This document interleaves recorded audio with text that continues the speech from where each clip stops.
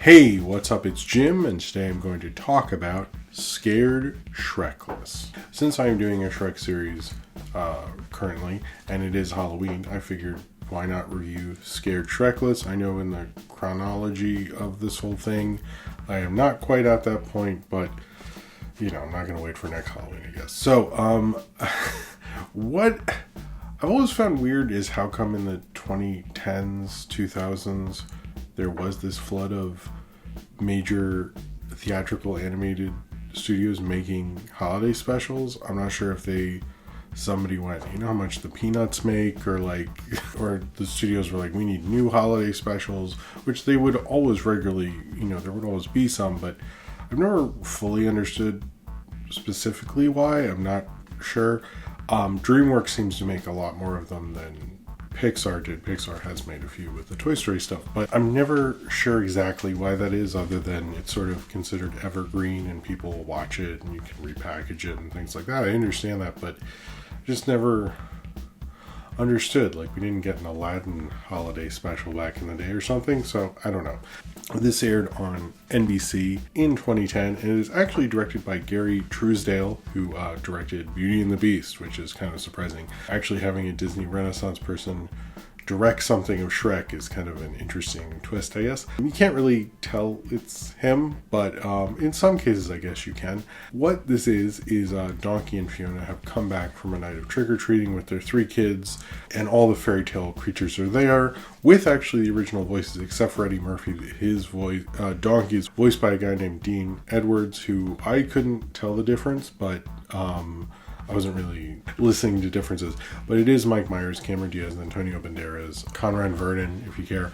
Most of the original voices are here, I think, and as well as Kristen Schall's in this. But after all these people there, Pinocchio literally hangs himself, which is weird. And they're like, we're going to tell scary stories, and then Shrek decides, no, let's not tell scary stories in the swamp, which is already scary, but whatever. They decide to go to Lord Farquaad's abandoned castle, which is a kind of a cool callback to the first one.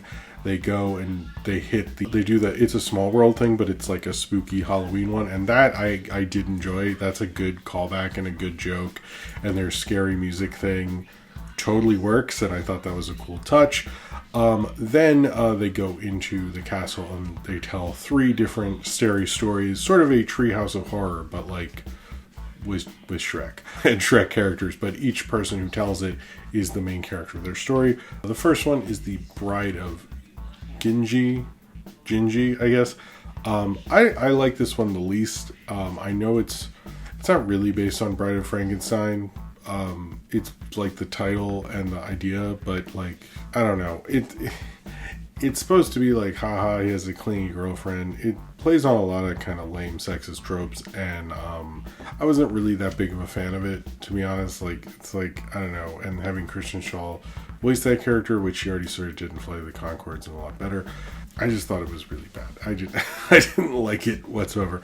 I thought that was pretty lame, and I was like, this is like at least spooky, because that is one thing I don't like sometimes about kids' Halloween specials. Is like, you have to be at least a little scary. You don't have to scare me, but like do something. And I did like that, but it just seemed to be like sort of random stuff and bad tropes, and I wasn't into it.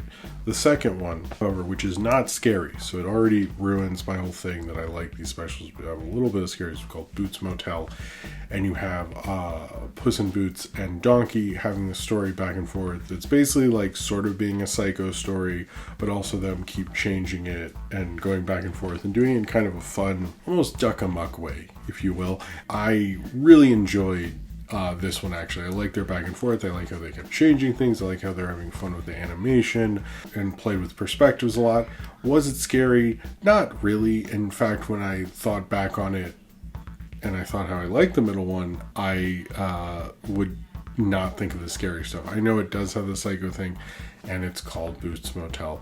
And I know it's a dumb pun, but it was like kind of like broke up the mood at least, and like they have some fun with it. And they have enough fun that even if it's not scary, I sort of forgive them for that. And then finally you have the Shreksorcist, which is basically Shrek doing the exorcism. Pinocchio is the kid possessed and stuff. That was actually pretty good, I have to admit, and I thought worked in the kind of Treehouse of Horror format sort of thing, which they're sort of doing in this. It was a direct horror thing. It wasn't too scary. It was funny.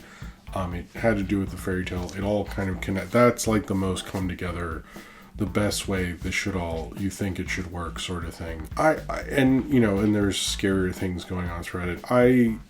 I kind of like this. I'm thinking of letting my kids watch it. I thought it was a nice little special. I don't love any of the DreamWorks holiday specials. They don't blow me away or anything. But I think this one's decent enough. It's like, if you like Shrek, I would recommend this. It doesn't deserve to be in the top echelon of like holiday, Halloween specials with like the Peanuts and stuff like that. But it's like fine for what it is, and it does actually decent job. It's like just a good, solid holiday special directed by the guy who did the only traditionally animated film nominated for Best Picture. So that's interesting that he's in there. I know it was released on DVD with them doing Thriller, which is like, okay, which I don't really want to review. And I know it's on Netflix as DreamWorks Spooky Tales. I know it was released independently and released several different ways, and apparently played a couple times on NBC. I'm curious if they'll play it this year, or already did by the time this goes out. If you like Shrek, I think it's actually a good watch. You're like, oh, I've never seen that, and I like the Shrek movies, then you should. But if you're not, it's basically like most of these specials, I think the thing that doesn't necessarily work about them, these like bigger ones, the Toy Story ones and all this, unlike like Peanuts, those were my first introduction to the Peanuts. I've talked to kids who were my age who saw the Garfield special first, because there were specials before it was a show, or so they recall. I don't know the iconography behind that, but you could watch them independently. This you can't, and I think that's sort of the problem with it, is you should just be able to come down and have what seemingly, at least your expectations, be a passive experience and be brought by it. And I think that's kind of what holds it back, but I don't think it's trying to be anything like that, so maybe I should shut the fuck up and just accept Scared Shrekless for what it's trying to do, which is a follow-up to the movie. And if you're watching it in that case, then it does a decent enough job and gives you kind of a decent little holiday network TV kids special, and that's sort of neat. In that way, it kind of just leaves you scared Shrekless with your basic expectations. So if you've seen Scared Shrekless and you would like to talk about it, then comment below in the comments and subscribe if you would like to.